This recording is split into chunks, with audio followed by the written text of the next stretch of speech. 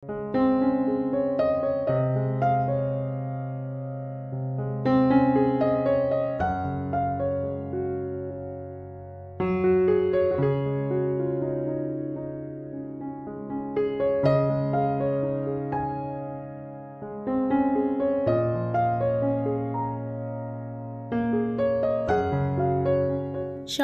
কখনো নিখুঁত হয় না।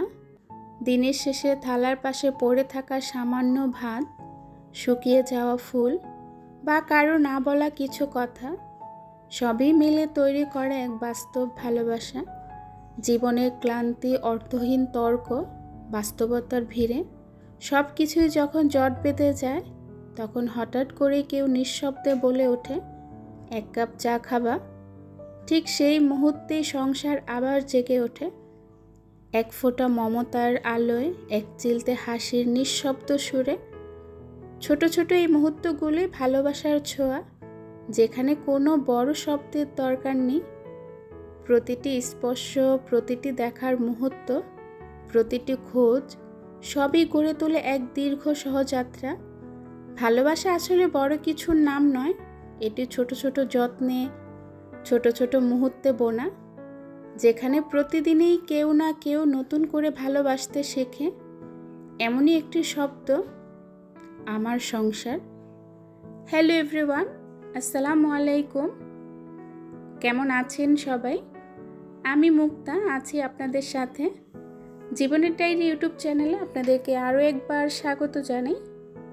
দূরে এবং কাছে, দেশ এবং দেশের বাহিরে যে যেখান থেকে ভিডিওটি দেখছেন, আশা করি সবাই ভালো আছেন। আলহামদুলিল্লাহ, আমরাও বেশ ভালো আছি।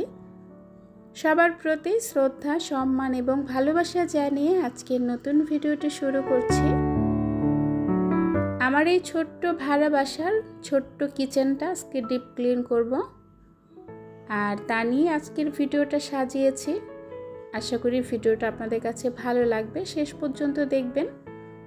আর এই ছোট্ট কিচেনটা আমি যেভাবে গুছিয়ে পরিপাটি করে রাখি বা পরিষ্কার করি, সব কিছু নিয়ে আজকের ভিডিওটা সাজিয়েছি। সংসার, যেখানে আছে মায়া এবং ভালোবাসা, আর এই মায়া ভালোবাসা দিয়ে আমরা প্রতিটা নারী সংসারকে আগলে রাখি, গুছিয়ে রাখি। একজন হেল্পিং হ্যান্ড যখন ঘরের কাজকর্ম করে দিয়ে যায়, আমরা কিছু গৃহিণীরা আছি সেই কাজটা পছন্দ করি না, ভালো লাগে না। নিজের হাতে সেই কাজটা আবার দ্বিতীয়বার করি। কেন করি জানেন? কারণ সেই কাজটা মনের মতো হয় নাই, তাই আবার বাধ্য হয়ে সেই কাজটা নিজেকেই করতে হয়। কারণ সংসারটাকে ভালোবাসি, মনের মতো করে সাজিয়ে গুছিয়ে রাখার চেষ্টা করি।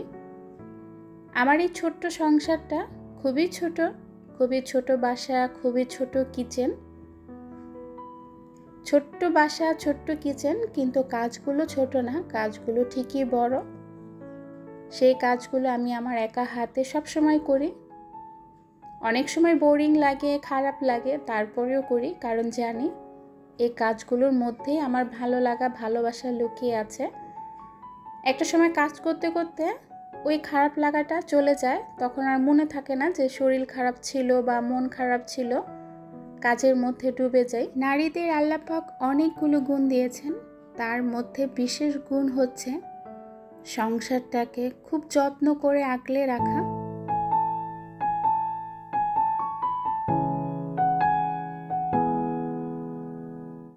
রান্নাঘর, যেখানে একজন গৃহিণীর সারা দিনের অর্ধেকটা সময় পার হয়, আর সেই রান্নাঘরটাই থাকে যদি পরিপাটি গুছানো, তাহলে সেখানে কাজ করতেও একটা অন্যরকম শান্তি লাগে। আমার রান্নাঘরটা বেশ কয়েক মাস হয়েছে ডিপ ক্লিন করা হয় না।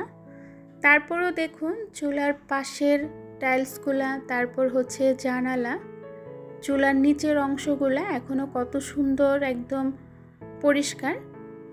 আমি সবসময় রান্নার পরপরই চুলার নিচের অংশ, তারপর হচ্ছে জানালা, তারপর টাইলস, এইগুলো পরিষ্কার করি, যদিও ডিপ ক্লিন করতে পারি না। তো এইগুলো যদি প্রতিদিন পরিষ্কার করা হয়, তাহলে দেখবেন কি যে ডিপ ক্লিনের প্রয়োজন হয় না। এমনিতেই রান্নাঘর সবসময় পরিষ্কার পরিচ্ছন্ন থাকে, একদম ঝকঝকে থাকে। আমি সবসময় এই জিনিসটা মাথায় রাখি, রান্নার পাশাপাশি রান্নাঘরে যে বাকি কাজকর্মগুলো সেইগুলো করি, তারপর একদম সুন্দর করে রান্নাঘরটা মুছে ফেলি। যেহেতু আমার রান্নাঘরটা একদমই ছোট আর রান্নাঘরে তেমন কিছু রাখা সম্ভব হয় না, যদি বেশি কিছু রাখতে যাই তাহলে একদম হিজিবিজি দেখা যায়, দেখতে ভালো লাগে না আর সেখানে কাজ করেও শান্তি পাই না। তো রান্নাঘরের এই পাশটা সবসময় 2টা আরএফএলের র্যাক রাখি, এখানে দেখা যায় জারগুলো রাখা হয়, প্রয়োজনীয় যে জিনিসপত্রগুলো এই সাইডেই রাখি, আর চুলার অংশটা সবসময় ফাঁকাই থাকে। রান্নাঘরটা একদমই ছোট রান্নাঘরে আসলে কোনো কিছু রেখেই শান্তি নেই। তো জারগুলো আমি পরিষ্কার করেছি, কিচেনের যে র্যাকগুলো এগুলোও পরিষ্কার করে বারান্দায় রেখে এসেছি শুকানোর জন্য। শুকিয়ে গেলে রান্নাঘরটা আবার সুন্দর করে একদম পরিপাটি করে গুছিয়ে নেব। গুছানো সব কিছু দেখতেই অনেক বেশি ভালো লাগে, আমরা গুছানো পরিপাটি জিনিস দেখতে পছন্দ করি, তো সেই জন্য চেষ্টা করি সব কিছু গুছিয়ে রাখার। তবে এই গুছানোর পেছনে যে কত কষ্ট করতে হয়, কত পরিশ্রম দিতে হয়, যে গুছিয়ে রাখে সেই জানে। আজকে সারাটা দিন লেগেছে আমার রান্নাঘরের পেছনে, রান্নাঘরের কাজকর্মগুলো করতে, তাই আজকেও দুপুরবেলা কোনো রকম রান্না বাড়া হয়নি। গতকালের কিছু পোলাও ছিল, গরু গোশত ছিল, সেটা মিক্স করে মুগ ডাল দিয়ে খিচুড়ি রান্না করে ফেলেছি, আপনারা ভিডিও শুরুতে দেখেছেন। যেহেতু চুলা মুছবো, পরিষ্কার করব, তাই খিচুড়িটা আগে রান্না করে ফেলেছি। আজকে দুপুরে খিচুড়ি দিয়ে চালিয়ে দেব, রাতের বেলা রান্না বাড়া করব। আপনারা তো শুধু দেখলেন ক্যামেরার মধ্যে রান্নাঘরটা পরিষ্কার করলাম, রান্নাঘরটা গুছিয়ে নিলাম। এছাড়াও কিন্তু সংসারে অনেক কাজকর্ম থাকে, সেই কাজকর্মগুলোও কিন্তু করেছি। আর একা হাতে যেহেতু কাজ করি, বোঝেনই তো, সারাটা দিন আমার কাজের পেছনেই গিয়েছে।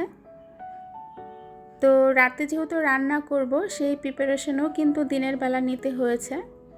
মুরগির গিলা কলিজা রান্না করব, সেইগুলো পরিষ্কার করেছি, একদম পরিষ্কার করে রেডি করে রেখেছি। কিচেনের র্যাকগুলোও শুকিয়ে যাওয়ার পর জায়গা মতো রেখে এখন সব কিছু গুছিয়ে নিচ্ছি। আগে যেভাবে ছিল ঠিক সেইভাবেই গুছিয়ে নিলাম, কোনো কিছু আর উলট পালট করলাম না।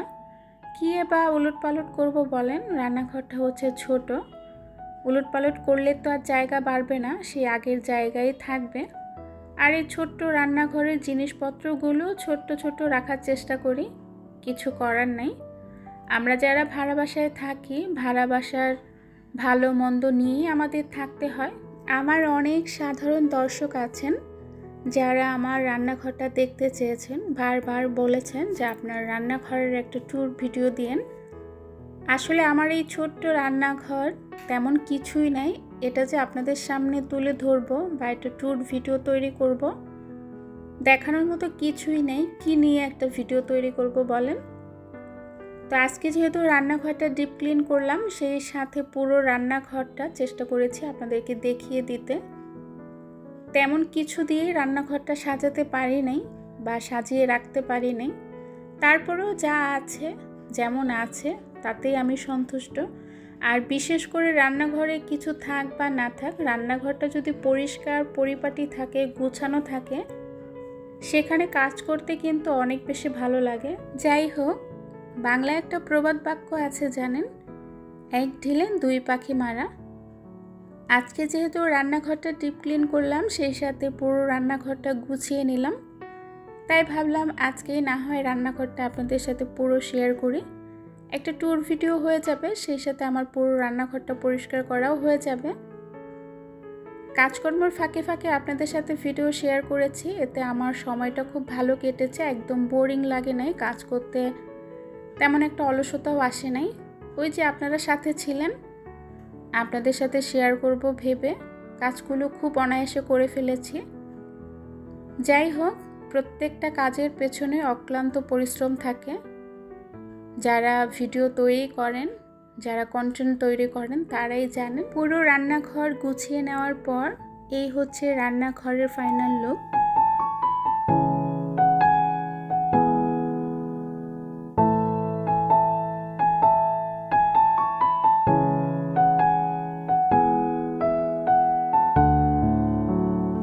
এত সুন্দরের ভিড়ে আমার এই পচা রান্নাঘরটা দেখে কেউ হাসবেন না প্লিজ। তো আমার এই ছোট্ট রান্নাঘরটা ডিপ ক্লিন করার পর কেমন লেগেছে অবশ্যই কমেন্টসে জানাবেন। তো চলে আসলাম একদম সন্ধ্যার পরে রাতের রান্নাবাড়া করার জন্য। বছরের প্রথম বাঁধাকপি ডিম দিয়ে ভাজি করলাম, সেই সাথে লইট্টা শুটকি দিয়ে লতি রান্না করব, আর মুরগির গিলা কলিজা যে দুপুরে বেছে রেখেছিলাম সেটা ভুনা করব। আসলে এগুলো রান্না করার ইচ্ছে ছিল দুপুরেই, তো কাজকর্ম করতে করতে অনেক বেশি দেরি হয়ে গিয়েছিল, তাই ওই যে খিচুড়ি রান্না করেছি সেই খিচুড়ি দিয়ে আমরা দুপুরে খাবারটা সেরে ফেলেছিলাম। এখন রাতে রান্না করছি। আর এখন যেহেতু দিনের ছোট সময়, তারপর হচ্ছে শীতের দিন, বেশিরভাগ রাতেই রান্না করা হবে। আপনাদের ভাইয়া যখন কাজের থেকে আসে একটু গরম গরম খেতে পারলে ভালো লাগে, তাই দেখা যায় দুপুরে একটু হালকা পাতলা রান্না করে আমরা খাই, বিকেলে রান্না করি কিংবা সন্ধ্যার পরে রান্না করি রাতের রান্নাটা। আজকের রান্নাবাড়াটা একদম শর্টকাটে শেয়ার করলাম, ডিটেলসে কিছুই করব না। চুলায় দিয়েছি আর রান্নাটা হয়ে গিয়েছে। কি দারুণ তাই না বলেন? এভাবে যদি রান্নাবাড়া কাজকর্ম হয়ে যেত খুব তাড়াতাড়ি চটজলদি, কতই না ভালো হতো।